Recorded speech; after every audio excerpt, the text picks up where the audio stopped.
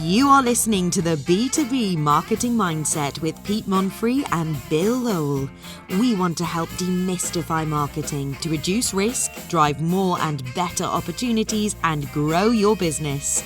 Are you ready to master marketing? Yes, today's topic is stupid marketing ideas. There are no stupid people. There are only stupid ideas, possibly by stupid people. Let's see, but I do want to mention that we do this at 11 o'clock Central every Thursday.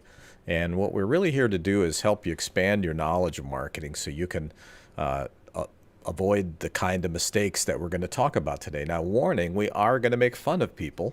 And sorry about that, but it's fun. And it's crazy, the stuff that we see. And we've been in business a long time. Well, blah, blah, I was talking about that. But here's the thing. It's like the stuff we see, I don't know about you, Bill, but I just see the same mistakes over and over and over and over. The same dumb ideas. Sometimes with new names, though. Yeah, you know, I know that you're a performer and that you also have great singing and stuff. So maybe you ought to write a song about this, Yeah. You'd have to decide, though, because I know you like blues, but maybe you'd have to do it as a country song because it's a sad It is thing. sad. It's a sad thing. And so, we do this today because not just to make fun of people, but which is always a legitimate reason for a podcast. Yeah, I like that. But I hope that it saves somebody some heartache, okay? Especially if they're struggling, they're pouring money out. Maybe they're working with a marketing team, a firm, person, and they're just scratching their head like, man, we're just throwing our money down the toilet, but we don't know. It's hard, it's hard for a client who's not a subject matter expert in marketing to pinpoint what exactly is wrong with what's going on, right? And so, maybe this show can help them avoid the problem in the first place, but maybe even figure it out a little bit better. So I think that's what really these stupid marketing ideas, if they resonate with you, maybe rethink. Or if we talk about one and it helps to identify something and one of the listeners says, oh, I didn't even think about that. We're doing that. Maybe that's something, at least just to kind of have some kind of conversation about it. So Yeah, even if we're absolutely. just making people aware, that would be, I think, an important thing. But we're still making fun of them, though. Well, of course. Now, some of these are kind of traps. I mean, and some of them really, I make fun, but, there's very smart people making very dumb mistakes. I mean, and you know what? You're guilty as charged. I think I'm the king of mistakes. Like, ask us how we know these are stupid. I think 25 years ago, maybe our list would be much shorter. Anyway,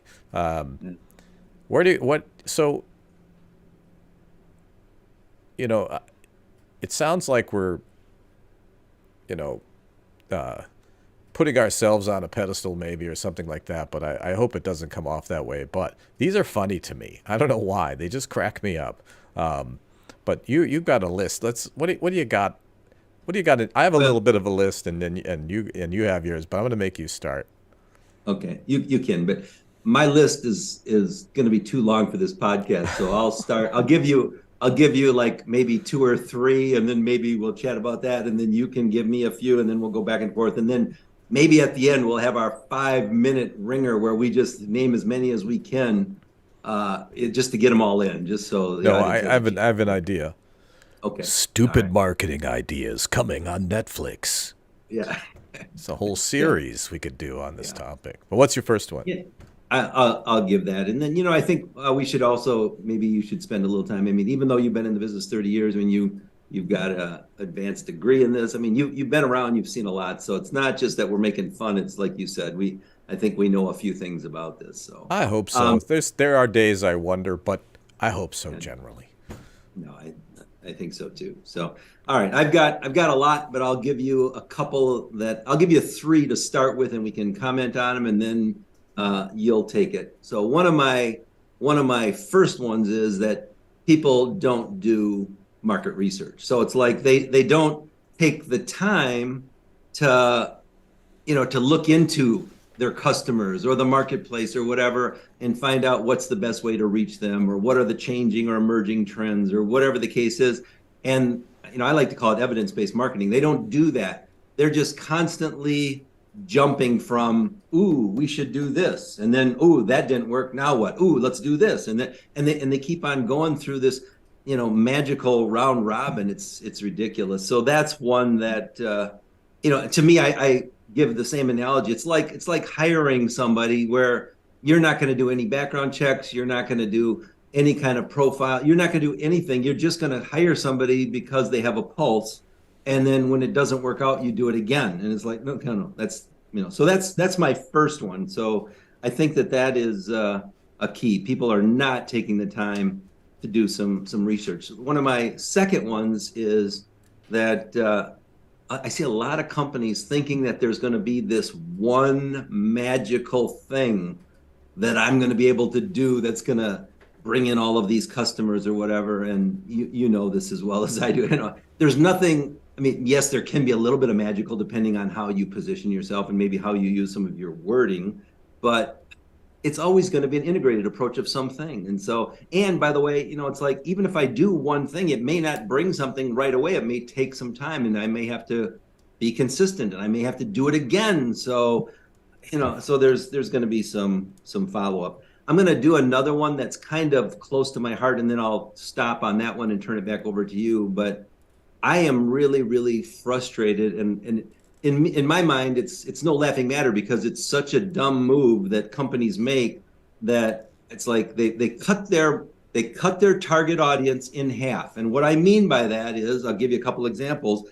They take a position on a controversial topic or on some kind of social justice thing that they really shouldn't be entering into, and all of a sudden they turn off half of their customers. Yeah, you might have some that really like what you're saying, but you turn them off. I mean, I'm thinking of there's a huge investment firm that if you watch any of the ads right now on television, they're constantly advertising because they're an eco investing group, and they've gotten such bad publicity and a lot of bad things that have gone on, but they're trying to overcome that by doing an ad campaign. And it's like, right. You took a controversial position. You shouldn't have done that. I could give you 10 other examples of that, but that's kind of where we're going with this. Well, especially if it's not authentic, I think. And exactly. So let's take those, in the order of what you mentioned them. The stupid ideas to me are: don't do market research. Yeah. But I think the first one actually had two stupid ideas. One is, because that was on my list as well. The other one is shiny object syndrome, the grass is greener. Magic bullet, stupid marketing idea. And I think it's not, absolutely take a stand, but ask yourself, what is the purpose of your business? Is it to take a stand and do social change, or is it to make money for stakeholders? What's your purpose? So if your purpose is to make social change, knock yourself out, do whatever you want. Lots of ways to make money and do both. These things aren't mutually exclusive either. But become a nonprofit. Right. But those businesses, and you are seeing some backlash with that these days, and where, there's a lot of layoffs going on. And something that hasn't been talked about is a lot of those layoffs are a glut of people that were in DEI area of the companies that got kind of bulked up in hiring, and now they're kind of letting them go. I don't know why, but we won't get into that too much here. But those three ideas, I think, are huge, because let me be the devil's advocate on each one of these. Good. Bill, market research. Don't do market research. You think I have to do market research? Do you know how long that I've been in this business, in the widget industry? I know. What research could I possibly do that I know how this business works. You trying to tell me? Why should I? You ever get that prospect? All the time. All the time. And but why? And why should he? Why should he? Well, come at me, brother. Come on. I'll give you my answer, but I'll tell you what I would do with that potential customer. But my answer would be it's what Mark Twain says. It's what we know that just ain't so. And there's many times that I would meet with a customer and we would talk about market research. And if they did mention that they knew it all or that they have so much experience, I always tell them, I'm gonna guarantee you that I'm gonna bring you at least one surprise that you didn't know about, and maybe several more. And it always happens. But the other thing is, the smart people will be able to do it and find out what is the best and most efficient way to reach my customers. How do I track changes over time? What is important to my customers? So, I mean, I could go on all I day think long that about that. the sin in there is that thinking that you like, and we were just talking about this. I mean, our clients are smart people, right? They are correct 98%, 99% Yeah. of their observations, their experience, the culmination of all of that. But think, but think about the power of multiplication. The average, experienced business person, maybe they've been involved in 10 companies over the course of their career, maybe 20. I don't know. It's very common to change jobs nowadays. Yeah. So how many marketing plans, for example, has that person been involved in? How many different industries? How many different types of companies, right? 5, 7, I don't know, 20, right? We're guys that have thousands.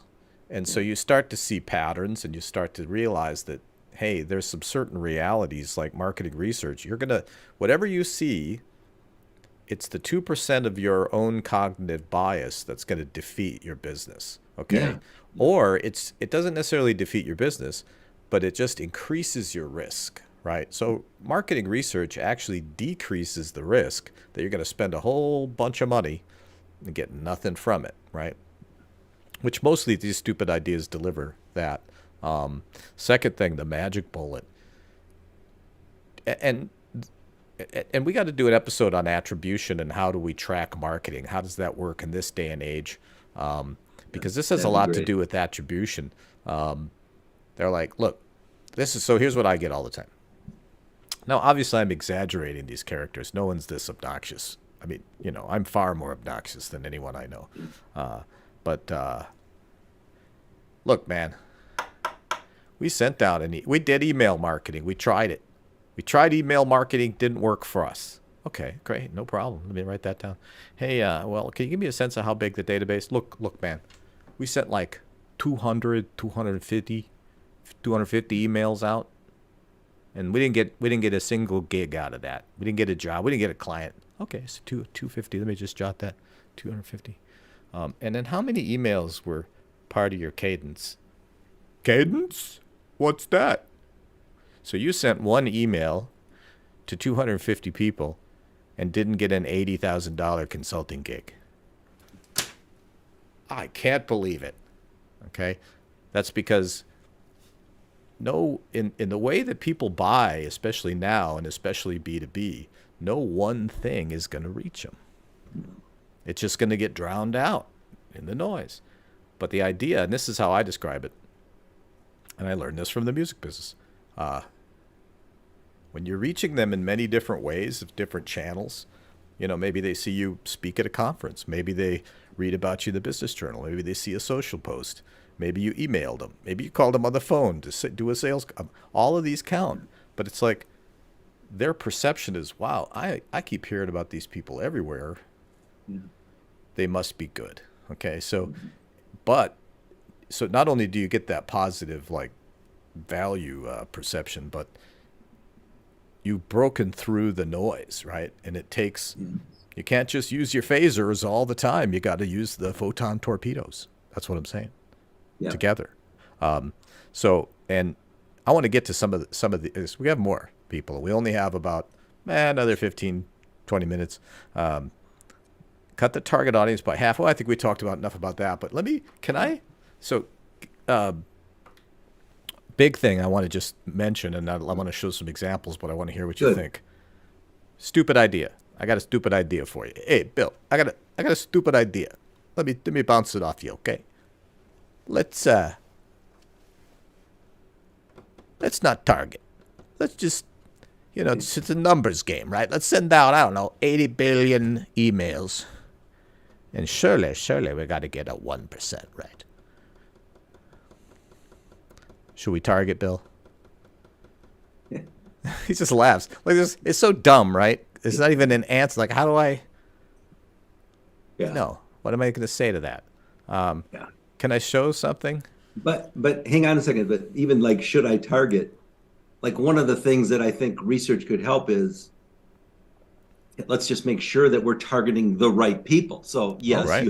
you should target. Even but targeting maybe, sometimes can go wrong. But yeah. I'm talking about pure scattershot, a numerical force type marketing. Like just if you send enough emails, if you make enough calls, this kind of overlaps into sales, right?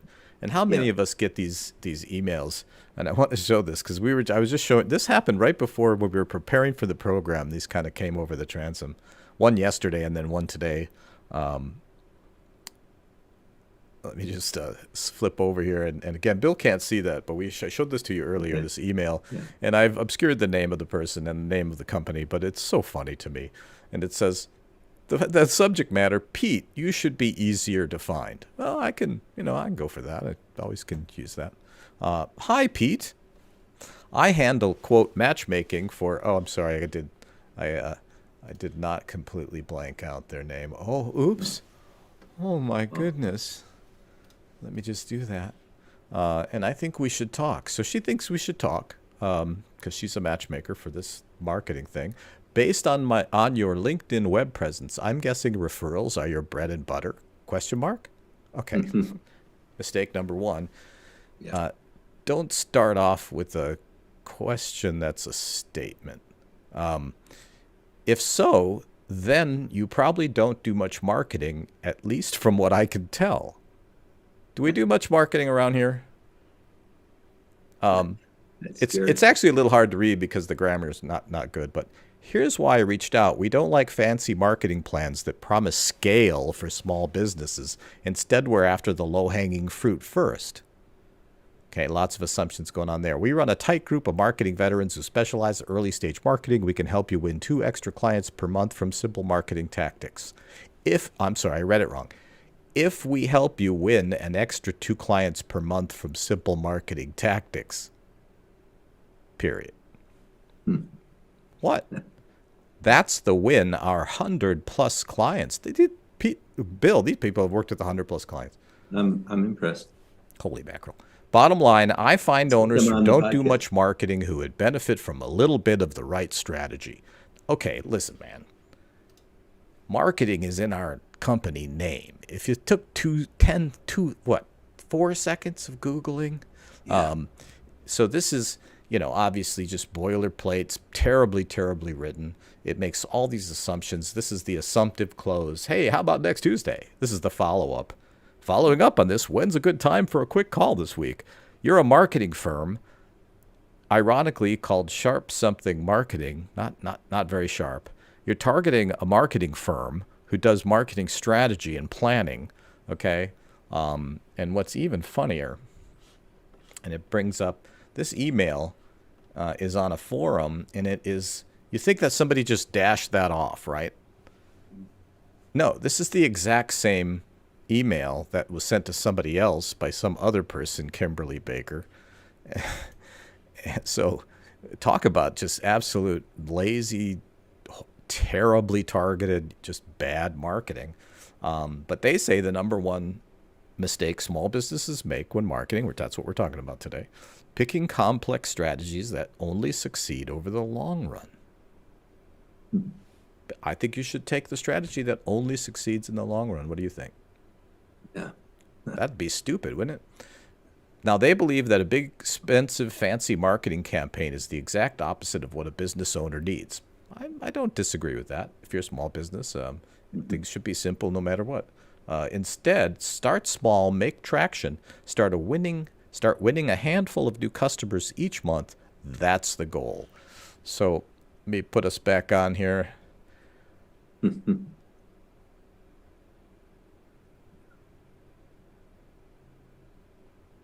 Well, I didn't do a very good job of hiding their name, but I honestly don't give a shit. And I'll tell you why. Oh, God. I can't resist it. So I looked into these guys. They don't exist. All right. They're nowhere on Google. Like this, someday this will be a case study on what to look for in companies that might not quite know what they're doing, right? It's easy to be like, hey, I'm a marketing company, right? And if you look too closely, or even in this case, just look at it at all, you figure it out pretty fast. In fact, I looked up their references, and using Google image search and other means that us marketing people have, none of them exist either. So crazy, huh? I encourage all of you watching to Google Bill's name and just see what happens. Google mine. Do it on your own time. But I think one of the important things to me, we're sharing with what we talked about before is, it makes our industry a little tougher to deal with, because if somebody's, and I'm not picking on this particular company by any means, because I didn't get their information, but anybody that's going to do something or recommend something that is not healthy for a company, or that's in perhaps the marketing firm's best interest, or I could go on and on and on, tells you to do one of these, take a controversial position, and that's, you're really going to make some strides. You said this before before we even got on. I mean, it really makes it difficult for the entire industry, and it makes it harder for everyone in the industry, and that's, to me, that's the sad thing, So it's it's because it's easy for us to sound like, hey, these guys really think highly of themselves. They're better than everybody else. They're they're snarky. Being snarky is fun, guys. I mean, hey, snark it up a little bit. But here's the thing. I guess that's what motivates me to do this podcast every single Thursday at 11 o'clock, whether I like it or not. That's 11 o'clock Central Time, by the way, because we're in beautiful Austin, Texas, and you're in wintry. We are. We've had an ice storm all day yesterday, and it's still sleeting today. And just a little bit further north of us, is the snow made of cheese? I heard that on the internet, and very much so. In Wisconsin. Or butter. I couldn't remember which one. It might not, but at least it tastes like cheese. So you really need to come up. Oh, nice, nice. So we do this whole thing because we run into this. We run into clients that they're disheartened. They're pissed off, right? We have to pay for everyone's sins that came before us. They're looking at us like we're these guys, right? Who took them for a ride for the last 8 months. 9 months. There's a lot of churn, right, in these businesses. So they still haven't lost the faith. If they could get the marketing right, that's why they're still talking to somebody, but they're looking at us like, bullshit, prove it. Like, we don't need that static. In fact, if you go look at my FAQ, and I highly recommend you do, if you want to hire me, go read my FAQ. You might change your mind, but read it, because we want you to know as much as possible. But if you're that skeptical, right, I'm not going to work with you, right? But there's a cynicism, I think, in the industry that we face that we don't deserve to face, but it's there because these firms, there's no barrier to entry hardly at all. I mean, anybody can say there's no team on here, no people, no address, no phone number, nothing. Okay, just got to ask yourself, right? And they actually mentioned several things in here, and I'll shut up here, but they said, try a little bit, and if that works, then we'll do more. Okay, big marketing mistake. That was on my list. These guys nailed that. And they just did not target. So they hit at least 2 of my stupid marketing ideas all in one swoop. I definitely think they might have been guilty of that, but maybe, in fairness to them, maybe they did some research, or they did something that said the messaging that they were sending out resonates with some people. And so maybe that's why they're doing it. But to your point, they definitely didn't target, because if they're sending something like that to you, which you already kind of tore that one apart. Hey, Coca-Cola, I got this great idea for a cola drink I think you might really get. Yeah, hey, whatever, man. It's not them. It isn't them. It's just constant. It is constant. People are getting pissed off. And what it does is it makes them start to think that marketing is all just bullshit, and that it just doesn't work. It doesn't work for them. They can see marketing works, because how can you deny a gazillion billion, Yeah. massive, our whole world is made of marketing. So, but what they think is, this doesn't work for us. We keep getting it wrong. We keep getting the wrong people. We keep, but it's because there's just a lot, there's a lot of people who overestimate their abilities. And then there are people who are trying to take advantage. And marketing is one of those areas that it's confusing and complex. These guys say shouldn't be confusing and complex. Well, I wish the market wasn't confusing and complex, don't you? We could just sit on a beach and be like clinking our glasses and be like, Yeah. that was easy. It's hard out there, people. And so what else you got on your list? Well, I was going to ask you, why don't you give me your next couple or two or three, unless you want me to. I'll be glad to give you a couple more. But I've been talking for like 10 minutes. All right, I'm going to go. I'll go. And I love to talk. Nod strongly if you have this one on your list. Okay. Okay, I will. But I'm going to give you three more.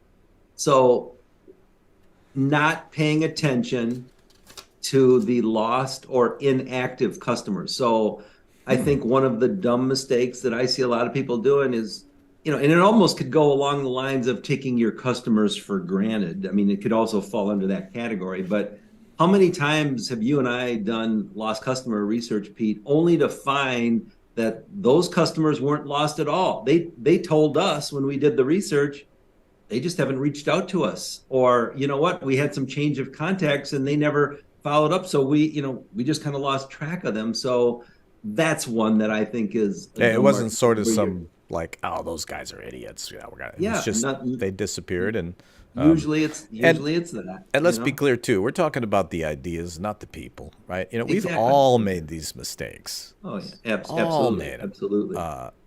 What else you got? The not realizing that your employees are part of your brand and your marketing. So for example, how many times have we walked into an organization, or I'm going to give the salespeople good kudos here. So let's say a salesperson makes a call, they make a positive first impression, everything looks good, and then all of a sudden somebody calls up, and maybe it's a receptionist, or maybe they have to go through a phone system with 20,000 different options. And now all of a sudden they're going, oh my gosh, you've made it so difficult for me to contact you. Or maybe somebody from another department. This is something that I see all the time, which really frightens me, is the marketing people have done a really good job of maybe building their brand, their image. They've kind of gotten the messaging out that they want to get. And then all of a sudden somebody comes through the human resource department, and the human resource department isn't connected to the marketing department. And there's so many different messages coming out, and we negate everything that just happened with all of the efforts that you've put into trying to promote your brand, or you have, like I said before, you have one bad, connection with somebody, whether it's on the phone, in person, or whatever, and it just kind of destroys everything else because. You just described Blue Cross Blue Shield of Texas. I don't. Perfect description. But these are kind of advanced ideas though, but you're a professor, but that's okay. They're still dumb. I'll dumb it down for next time. They're still dumb. Okay, they're not quite as dumb as the other one. I don't know if you can match the dumbness of that email. I don't know, but what else you got? Well, I think ignoring customers when they really need you, or they need some kind of communication from you. People might think, oh, that's not market, but it is. It's a marketing decision, because it's like, what happens if you've got some changes in the marketplace or something else going on, and you need to tell your customer, here's what's going on, and you don't do that, or you don't reach out and you just let them fend for themselves or think the worst, Do you mean like maybe there's a crisis situation, and instead of just opening up the doors or lifting up the kimono, as we like to say, in the cheddar, behind the cheddar curtain, that you close them off, or you just ignore them? Yeah, but definitely I put those in the advanced column. But those are mistakes. I'll give you an example that maybe the viewers can appreciate. So, we have a wealth manager that manages obviously our money. Well, it's like, I would think during talks of a recession or talks of the market volatility or whatever, you kind of would pick up that communication a little bit more, whether you're sharing a phone call, a letter, a meeting, a blog, something just to kind of let people know or make some commentary on the industry. But if you don't hear anything, you start to wonder, do these people really have a grip on what's going on? Or is it, that they're just taking our money and maybe not following? I mean, so you start to, so I guess what I'm also saying is maybe the tactic that's dumb is omission, marketing by omission, by not reaching out to those customers, which could lead to the lost customers. So sorry to be deep, but that's really one of the ones that I see people making a lot of mistakes. It's like, you just don't reach out enough, or they think, everything is going great, so why do I need to reach them? Why do I need to do anything? Yeah, absolutely. My reaction wasn't due to your comment. There was like crazy stuff going on the screen because I tried to chat you a message and it like goofed up our video. So I was trying to figure it out. See, Bill can't see what's going on, which is probably a blessing. Yeah, I am like doing marketing without research. I don't know what's going on. You're just like sitting in the dark in there.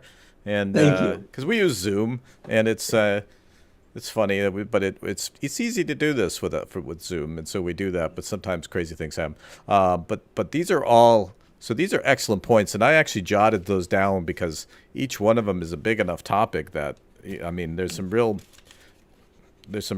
subtleties there. I think that could really help people in terms of. I think all three of these are really about customers and perception, and how to manage that perception. And yeah, I think that we can all do a better job.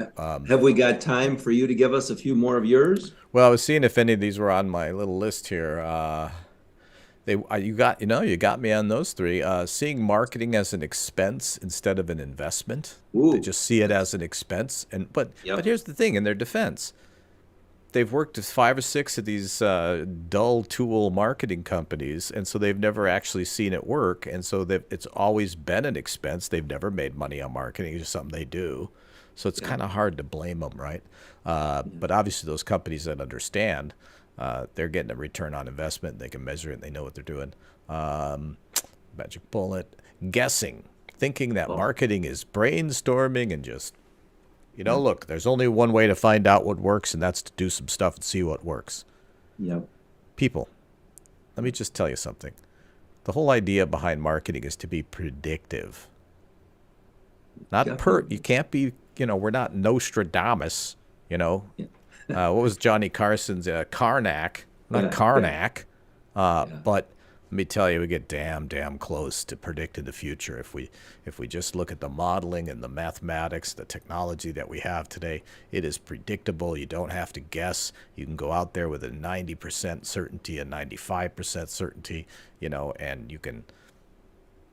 Marketing works, but you do have to approach it right, and you need to kind of avoid.